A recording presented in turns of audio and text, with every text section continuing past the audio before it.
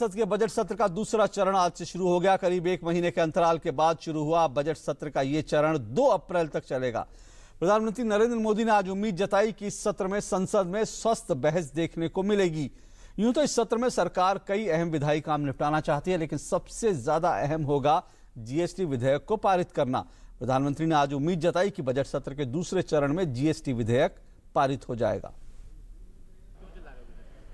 करीब महीने भर के अवकाश के बाद गुरुवार को जब संसद के बजट सत्र का दूसरा चरण शुरू हुआ तो पीएम ने सदन में स्वस्थ बहस की उम्मीद जताई। सत्र की शुरुआत से पहले पीएम मोदी संसद परिसर में मीडिया से मुखातिब हुए और भरोसा जताया कि इसी सत्र में जीएसटी विधेयक पर कामयाबी मिलेगी और मुद्दों पर लोकतांत्रिक तरीके से चर्चा की जाएगी। प्रमुखतया बजट की बारीकी से चर्चा होगी और मुझे विश्वास है कि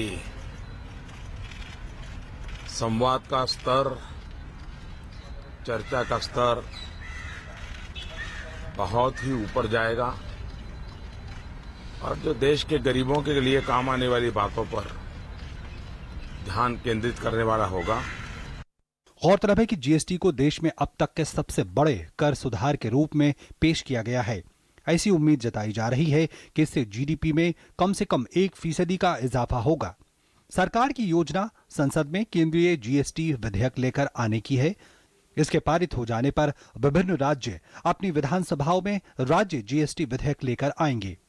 पीएम ने यह भी उम्मीद जताई है कि बजट पर भी व्यापक चर्चा होगी और गरीबों से जुड़े मुद्दों की ओर ध्यान आकर्षित किया जाएगा। हमारी ये भी आशा है कि जीएसटी में भी एक ब्रेक थ्रू हो और होने की संभावना का कारण ये भी है कि सभी राज्यों का बहुत ही सकारात्मक सहयोग रहा है, सभी राजनीतिक दलों का भी सकारात्मक सहयोग रहा है और इसके कारण जीएसटी की भी प्रक्रिया इस सत्र में पूर्ण हो जाए, उस दिशा में भी प्रयास और सबका सहयोग रहेगा।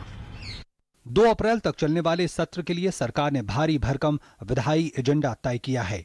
जाहिर तौर पर वित्त विधेयक को जल्द से जल्द मंजूरी दिलाना सरकार का मकसद रहेगा, ताकि बजट में विकास के लिए तय की गई राशि 1 अप्रैल से ही खर्च की जा सके। इसके लिए नई परंपरा रचते हुए बजट को पहले यानी 1 फरवरी को पेश किया गया, तो साथ ही सरकार ने तमाम विभागों को 1 अप्रैल से ही आगामी योजनाओं पर काम शुरू करने के लिए निर्देश भी दिए हैं। इसके अलावा मोटर कानून संशोधन विधेयक और मातृत्व लाभ संशोधन विधेयक सहित करीब 3 दर्जन विधेयक सरकार की प्राथमिकता सूची में शामिल हैं। पार्लियामेंट टीम के साथ news night desk, DD news.